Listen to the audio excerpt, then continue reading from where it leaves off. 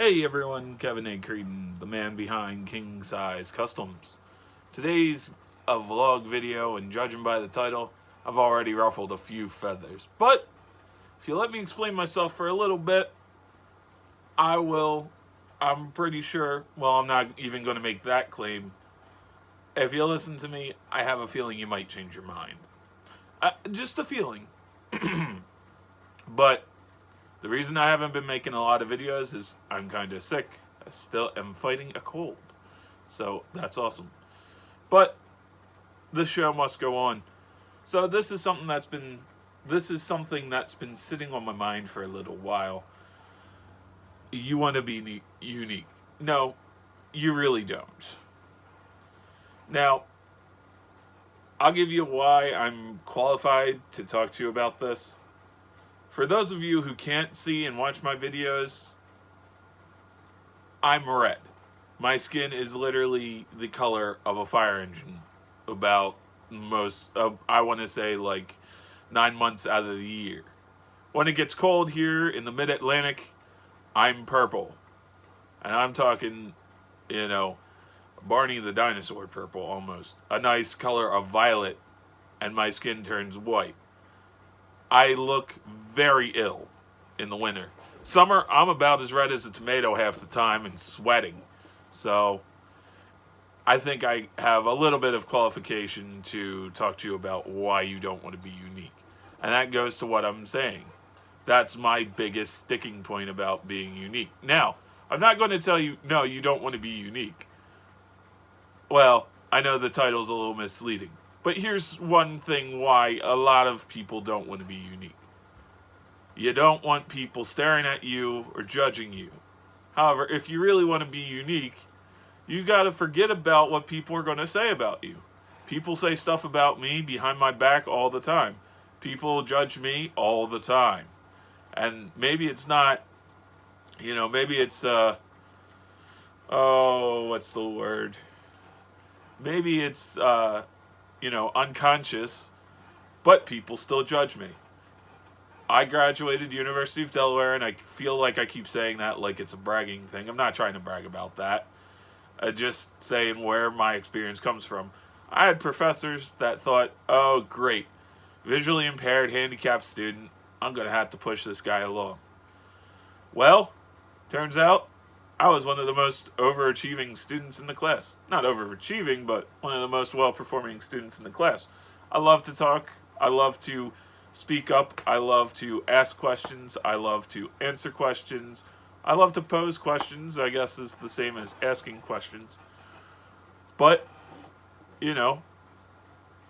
people will have that initial judgment, that first impression of who you are. That's why they tell you when you're going to get a job, try to appear as clean as possible. If you're a guy, they want you cleanly shaven. They want your fingernails trimmed. It's best to wear a watch to an interview. You wear a shirt and a tie. You try to look as presentable as possible. Clean haircut. You want your hair nice and combed. Get there maybe about 15 minutes to half an hour early. That way it presents that you are the type that will get to a place on time. You go fix yourself up in the bathroom if you're early. You wait patiently and quietly. You're not looking at your phone. If there's magazines in the waiting room, you look at the magazines. Simple as that. For me, being unique, because I can fix my skin. I can get the discoloration changed. I never wanted to, because when I was 5, I got burnt with lasers, because lasers were the new thing. Let's say, I was born 1994, go 5 years, you're looking at 1999, lasers burn. We don't know too much about laser surgery, yada, yada, yada. Don't want to go through the pain, and I like how I look. My mom let me make that choice. Nobody really said, well, a lot of people don't know this. You guys now know, but nobody ever thought that there was a surgery to correct my skin. A lot of people also think it's something else like port wine stain or rosacea. It's really not. It's hemangiomas under the skin, which are a collection of... Anyway, going too deep into this video because I can't even pronounce the syndrome I have half the time. I need to start writing it down on a note card and keep it in my wallet. But what I want to say about being unique is it's fun sometimes. You never really hear a lot of people, saying, oh, wait, who is he? People know me from places, people see me, people recognize me is what I'm trying to say. That can be a good and a bad thing. You kind of have to be a little bit, and maybe this is just my paranoia, but I have to be cautious of how I present myself, things I say, things I do. Very few people outside of YouTube know that I am a car collector / customizer. And one of the things I don't know, I'm a little paranoid that people will, again, think I'm weird. Yes, being unique comes with paranoia. But again, you have to curve that. You have to cut that. You have to not worry about what the critics will say. You can't be too, I don't want to say shy, but you can't be too down on yourself, really. As you can tell, guys, I thought about this for a long time, and now the words are escaping me because I'm sitting in front of a camera. That was another big thing that got me a little bit more comfortable with myself.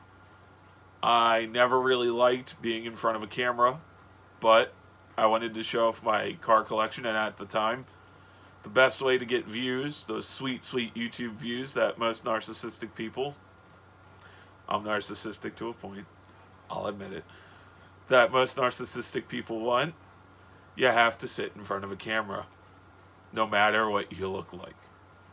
So, well, you either gotta do that and show your cars and your face to get views, or no views and your YouTube channel dies.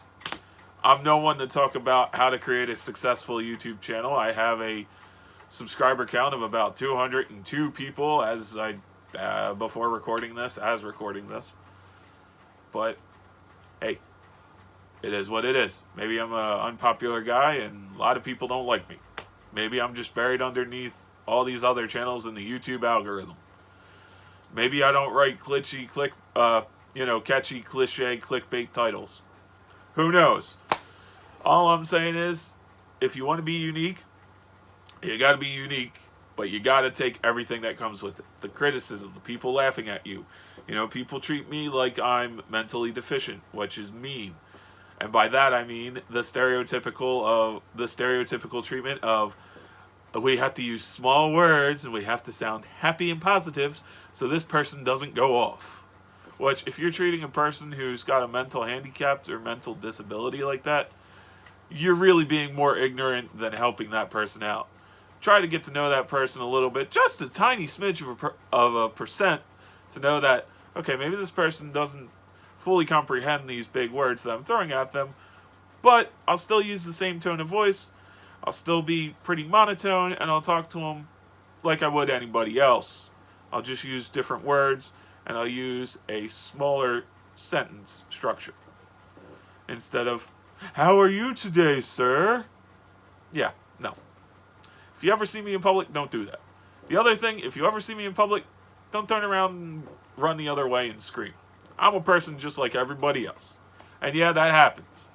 Unfortunately, due to how my eyes are and my visual impairment, I have resting scowl. And by that, I look really, really scary. I'm a 6'4" man who's probably about, 3 foot wide. I never really measured how wide I was. Doctors don't really check that out. But I've got nice, big, broad shoulders. I had to shop in big and tall.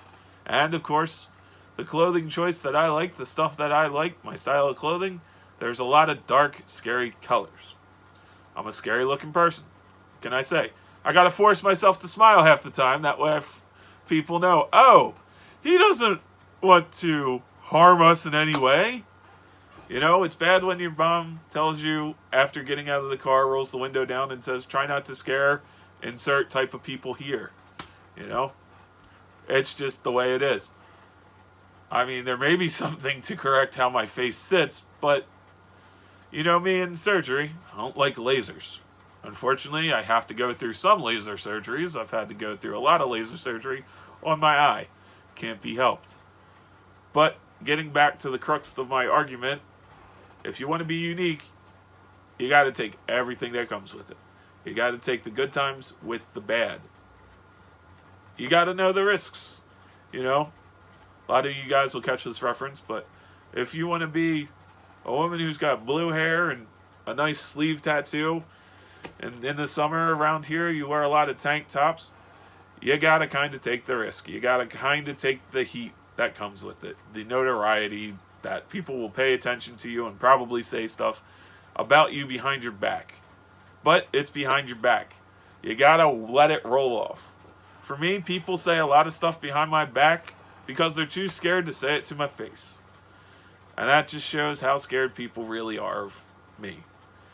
You know, I hate to be Machiavellian about it, and I'm not going to be, but Machiavelli had this classic quote in a piece of work called The Prince. And what is it better to, and I'm probably butchering this quote, but you get the idea. Whether it is which is best, whether to be feared or respected. Machiavelli's response is both.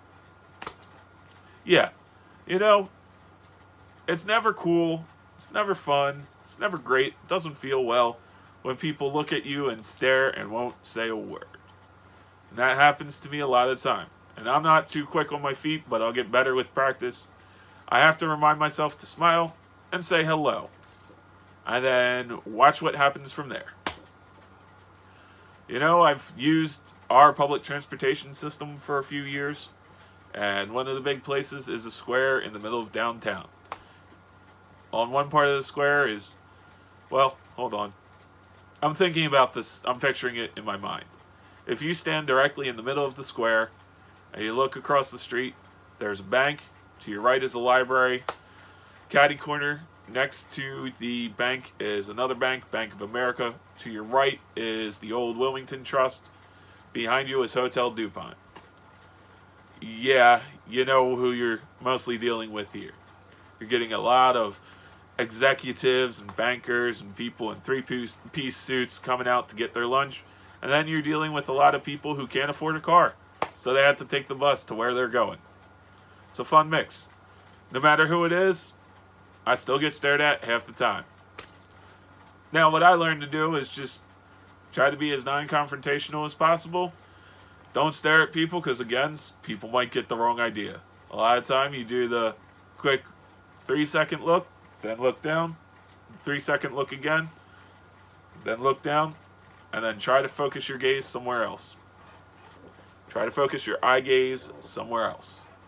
Now with the camera, yeah, you kind of get used to having to stare at this camera all the time. If you notice, there's times where I look away and you can probably see my eyes do something weird, I guess. I don't know. A lot of my videos I don't look at, but my eyes probably do something weird, and I know there's a big bad reflection off of these glasses. I went to go get pictures taken with these, and my mom tends to think it was just because the studio didn't know what they were doing. I tend to think it's because these are big and don't have the non-reflective glare. There's other pictures of me with different glasses on that are smaller than this, a little bit more stylish, which, yeah, I'm due for a new prescription on glasses. I've had these for a couple of years, so. But they don't have the glare. But again, going back to what I was saying about being unique. When you're a unique person and you have unique hobbies, you got to let that kind of casually come into conversation. You got to subtly work it in the conversation. Because, you know, it's not, hi, I'm Kevin Creedon. I customize Hot Wheels cars. It's more like, hey, so what do you do for fun? Here's what I do for fun. Here are some of my hobbies. And the other thing is, I know a lot of young men, this is one thing that I look into. A lot of the self-help videos on YouTube always talk about, you want to do this, that, and the other thing. You know, for me, if you're changing yourself that much to try to attract a person to you, you're going to fall into this rat race and you're going to lose who you really are. You're not going to be you. And again, Yeah, this is what society wants us to think. This is how psychology is kind of. Well, I can't really blame psychology for this, but this is how people think. You got to change yourself to be somebody. I don't really think that's true. I think you can be yourself, but you got to kind of not expect so much. You know? I mean, that's just how I feel. You know, it's not, hey, I own 5,000 so many Hot Wheels cars and a person's going to fall all over me for owning X amount of Hot Wheels. It's just not going to happen. I hate to say that, guys, but it's not. I know that kind of unfortunately confirms a few stereotypes, or maybe adds evidence to a few stereotypes of the nerdy guy who sits at home on Saturday night playing with his cars, or reading his comic books, or dusting off his unopened action figure collection. But part of it with being unique and other people is you do have to curb it a little bit. You can't be 100% unique all the time. You know, if you want a really super good, high-paying job, you gotta kind of conform to what the job requires of you. Do you really want an investment banker who wears shorts and a tank top and says, dude, and what's up? And no. You want a guy who you're going to feel secure with your money with. I'm pretty sure if you're investing heavily and it's a good sum of money, and maybe it's your retirement, you know, investment bankers always have a look to them. You know, the $500, $600, $800,000 suits, pressed, clean, nice, crisp, white starched shirts. They're not unique. And that's because their job requires them not to be unique. But anyway, I think I've made my case long enough. I realize I'm no insert big vlogger here. I guess Casey Neistat, or I like a guy named, well, it's not important who I like because we all have different tastes and we're all unique. God, I feel like I'm saying that word all the time. We all have our different individual tastes. I think that's a good enough point to end off. But please, you sat through the video long enough. Please leave a comment if you disagree. I just ask that you be civil. If you agree with me, leave a comment telling me your experience. Actually, scratch that. Leave a comment telling me your experience. Anyway, I'll see you guys later. More car videos to come. More truck and talk videos to come for those of you who like that. I know it's a long time commitment, but it kind of is what it is. Later.